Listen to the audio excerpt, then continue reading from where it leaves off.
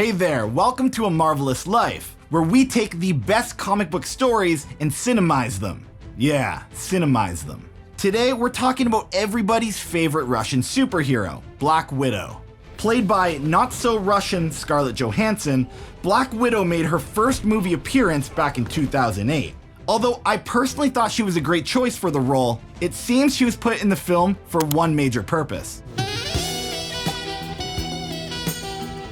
Thankfully, we've evolved as a species and gave her a film of her own.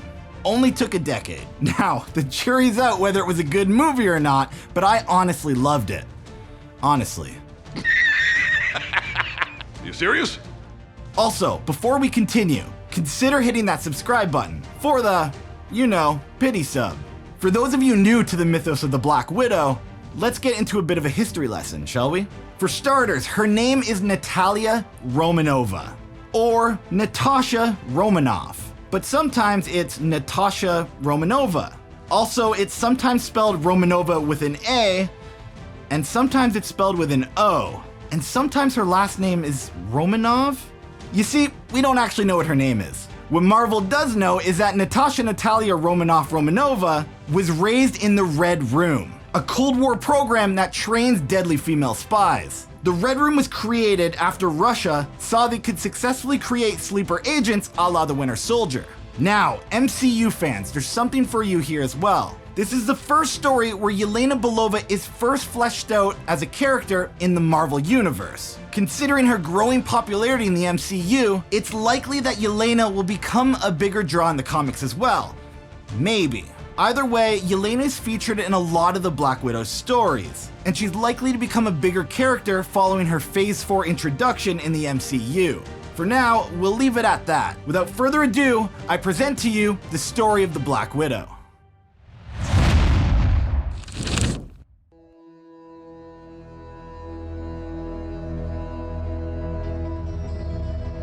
As the blistering hot desert sun bears down without mercy, a fistfight breaks out amongst a score of men. In actuality, it is a single soldier versus 13. With an uncontrollable fury, the lone soldier tears apart his enemies with ease. One by one, he kills each and every one of them. It's an absolute bloodbath. As the fight draws to an end, the man in charge looks on with a smile. The experiment has been a success. As the 13 soldiers lay dead, the lone assailant breathes his last breath. His body begins withering away to nothing. The experimental serum is a success.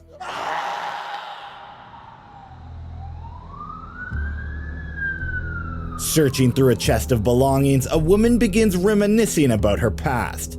That is, until her trip down memory lane is interrupted by a sudden phone call. Natasha Romanova knows exactly what's needed before she answers the phone. It's time for the Black Widow to go to work. As she hangs up the phone, a sudden knock at the door grabs Natasha's attention. It's none other than Natasha's old flame, Matt Murdock. If you don't read the comics, then you probably didn't know this, but Natasha and Matt Murdock, also known as Daredevil, share a pretty significant bond. You see, back in the 1960s, Natasha was sort of tossed around the Marvel Universe with no real home. That is, until she found Daredevil in 1971. Not only did she become a regular within Daredevil's world, they also had a pretty significant relationship. So much so that even after breaking up, the two carried on with a very strong friendship. Expect to see more Daredevil in the future. Natasha tells Matt that she's in a rush. She's about to leave town for a few days. Placing a piece of mail in her bag, she tells him that their get-together must wait until she gets back. Sensing the urgency of the situation, Matt walks Natasha out of the apartment, as the watchful gaze of a stranger observes their every move. As a blanket of stars begin to stretch across the night sky, an eerie quiet blankets a Rapistanian military base. Inside, the Black Widow has found her mark, a biological weapon with horrifying ramifications. This cannot be allowed to exist. Apparently, someone else is looking for the same weapon, but she wasn't caught, so who was? On the other side of the building, Rapistanian soldiers restrain a mysterious young blonde woman. Hearing her speak, Natasha immediately recognizes the accent: Russian. Knowing she needs to get to the bottom of this intruder, Natasha decides there's only one thing to do.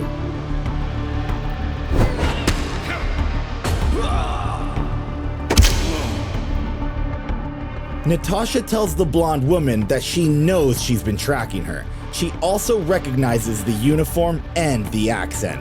Whose side are you really on? The woman tells her she should recognize the uniform. It's of a similar origin, as is her training. It's time for Natasha to step aside. There's a new Black Widow in town. This Black Widow is Yelena Belova. Although this is not technically her first comic book appearance, it is the first story that she's heavily featured in. She's introduced as a foil to Natasha, a younger, better version produced by the Red Room. But more or less, she's often just used as a means for Natasha to show that she will always be number one. Also, in the comics, they are not sisters. Yelena triumphantly tells Natasha that she is the Red Room's greatest spy. She is better in every way, and she will be the true Black Widow. It's Natasha's time to retire. For good. Pulling a knife to Natasha's throat, Yelena explains the situation. She's also been sent for the bioweapon. Once it's in Russia's possession, no country will impose their will on them, especially the United States. Before Yelena can make her move, the remaining soldiers close in on the pair. Spotlights shine down as the entire base goes on full alert. Natasha uses this opportunity to escape. While Yelena has decided enough is enough.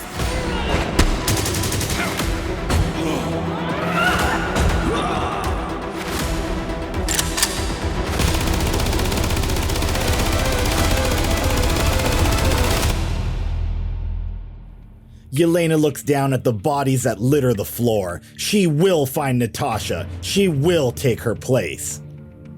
Meanwhile, through the commotion, a lone transport vehicle breaks free of the compound, fire engulfing the sky behind it. The vehicle drives across the desert, reaching its destination on a steep cliff overlooking a meandering river. Natasha looks down in approval as she's one step closer to completing her mission. She just needs to survive the night.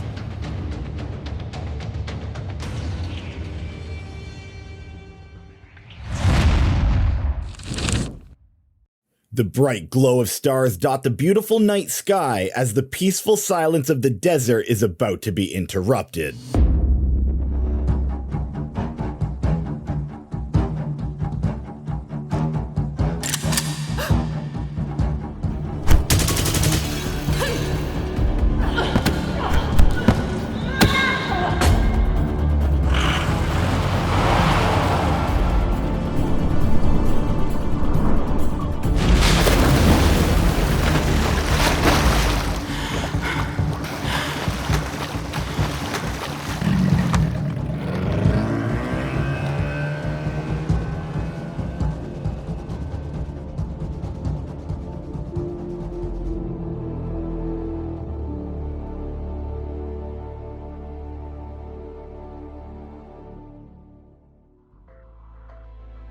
In a highly secretive laboratory, a scientist cautiously looks over his latest experiment. That is, until he feels the cold hard steel of a handgun against the back of his head. Natasha tells the doctor that she has orders to assassinate him and steal the remaining samples of the bioweapon, but she has other plans. Curiosity overcoming her, she asks to see a demonstration of the weapon in action. She needs to see the evil for herself. Rapistan still has more of the serum. Just what are they capable of? The doctor explains, the weapon is called the Deathless Frenzy. Anyone subjected to the serum will be overcome with the will to live. So much so that they will kill every living thing to ensure so.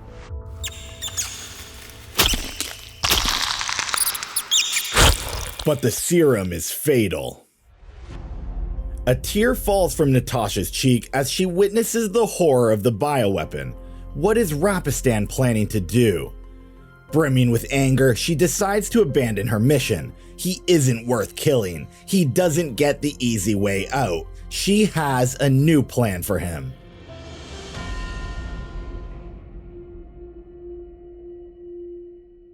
The morning sun begins to rise above the city of Zurich as night gives way to day. As Natasha leads the doctor to a new laboratory, she unveils her plan. If he wishes to live, he will need her protection. But to gain her protection, he will need to spend every waking moment of his days producing an antidote to the deathless frenzy. Knowing he has no other choice as the other Black Widow is sure to find him next, the doctor agrees. Later that night, Natasha enters a brightly lit phone booth in downtown Zurich. There's only one person who could be holding Yelena's leash. Yuri Stalienko, a high-ranking Russian military man in charge of the country's spy network. It's only fitting that he is behind Yelena's assassination attempt. Natasha tells Yuri to call off Yelena. She's too inexperienced and she's going to get hurt. Yuri laughs at the suggestion. He's not behind anything. It was Yelena's call. She knows there is only one way to gain the recognition of the true Black Widow. She has to take down Natasha. Sorry, Natasha, but your time is up.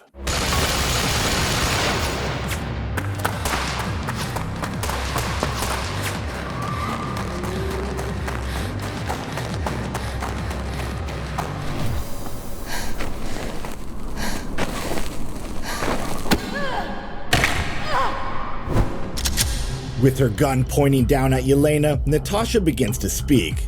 You don't want to follow in my footsteps. You don't want to be a Black Widow. You will be nothing more than an expendable pawn for an ungrateful government. This is not the life to choose. If this becomes your life, you'll no longer be Yelena. You'll no longer have a normal life. Every day forward will be another day further from yourself. Your heart will be nothing but cold. Don't let the cold in. Catching her body as she falls, Yelena looks up. Her eyes widen with shock as smoke billows out of a SHIELD agent's gun barrel. Looking down at the body, Yelena remembers the piece of mail she picked up earlier. With sadness, she mutters, "Happy birthday, Romanova."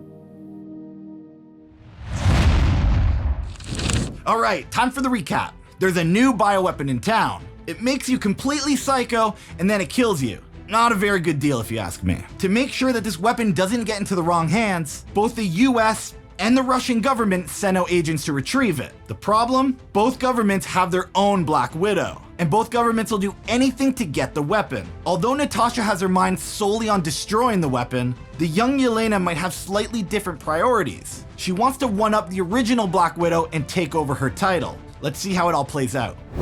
Yelena watches on in silence as the SHIELD agents walk off. She can't help but wonder, why didn't they kill me too?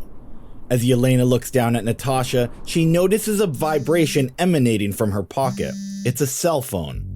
On the other end is Matt Murdock. Confused, he demands the whereabouts of Natasha. It's urgent. She's needed in Rapistan now. After a brief hesitation, Yelena informs him that she's been downed, and she is now responsible for destroying the bioweapon. She will continue the mission Natasha started. It's the least she could do for her former idol. Controlling his emotions, Matt takes a deep breath before continuing. They will get to the bottom of this later. The US and Russian military are converging on the Rapistanian convoy. They will be there in a matter of hours. If you want to stop the makings of World War III, you need to get to Rapistan now.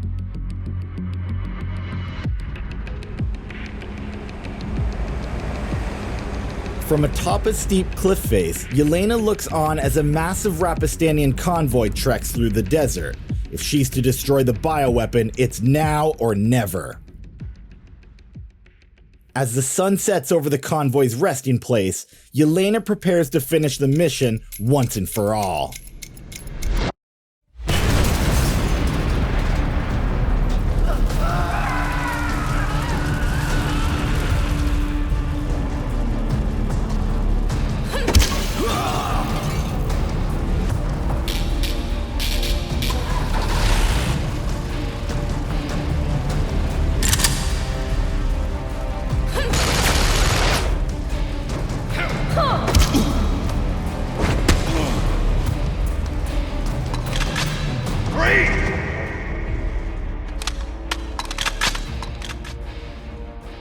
Ripped from the vehicle, Yelena is dragged to the man in charge, General Khan.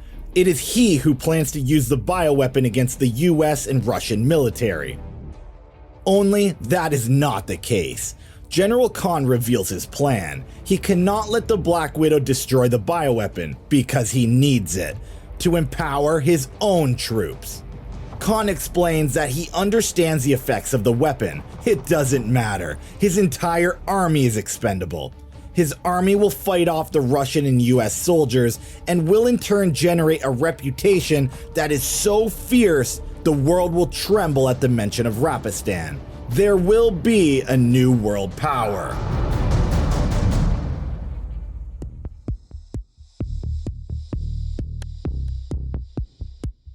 As a military Humvee pulls up to the camp's infirmary, a medic that specializes in burn victims approaches the tent.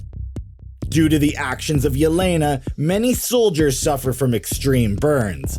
The medic begins inoculating the soldiers to prevent burn-related infections. One by one, they are all treated. Once finished treating the men, she fills up a syringe with the remaining vaccine and leaves the tent. There's only one person left to vaccinate. In the adjacent tent, a soldier hurriedly approaches General Khan. The armies have arrived, and Yelena has used the commotion to escape. But that's okay. It's time to cement Rapistan's legacy.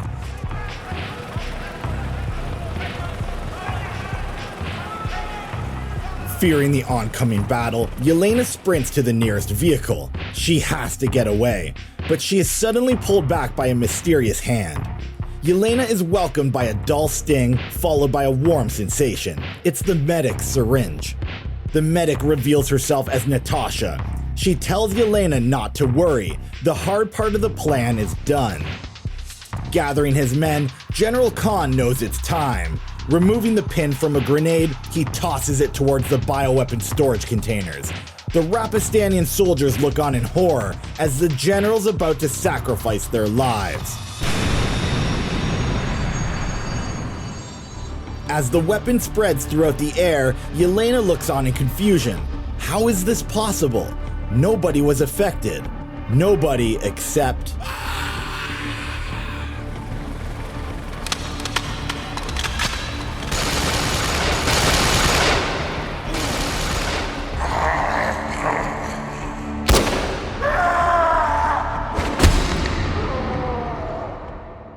Standing over General Khan's disintegrated body, Natasha breathes a sigh of relief. They were all too close to having a war on their hands. Hundreds of lives were saved today. Natasha explains the recent events. She knew Yelena would shadow her every move, so she faked her death with the help of some friends. She knew Yelena would continue on with the mission. Instead of assassinating the creator of the bioweapon, Natasha put him to work to create a vaccine. A vaccine which she used to inoculate General Khan's soldiers. His plan failed and the bioweapon was wasted. Although upset about the destroyed bioweapon, the American general thanks Natasha for her service. Because of her work, the crooked Rapistan leadership is now dismantled. Turning around, Natasha notices that Yelena has disappeared, but she'll be back. Her desire to be the true Black Widow is too overwhelming. Her competitiveness will consume her. Before Natasha could finish her conversation, a soldier approaches the American general. One of their jeeps is missing. A subtle smile graces Natasha's lips. She's learning well. Maybe one day she'll have what it takes. And there you have it. I hope you enjoyed our first foray into the life of the Black Widow. From this point onwards, Natasha becomes a lot bigger character within the Marvel Universe. So in other words, there's a lot more stories that we can look at. And yes, Yelena is often featured in many of these. However, she really doesn't become a central figure in the Marvel Universe, well, at all. But as I said earlier, with Yelena becoming a fan favorite in the MCU, that is likely to change soon. Maybe. Personally, I love the stories that focus a little less on superpowers and more on gritty realism. Well, realism is a stretch, but you know what I mean. So whether we're talking about Daredevil, Punisher, Black Widow, or Winter Soldier, Expect more of those darker stories. Smash that like button and subscribe for more adventures into the Marvel Universe. Until next time, I'm Nashology, and this is A Marvelous Life.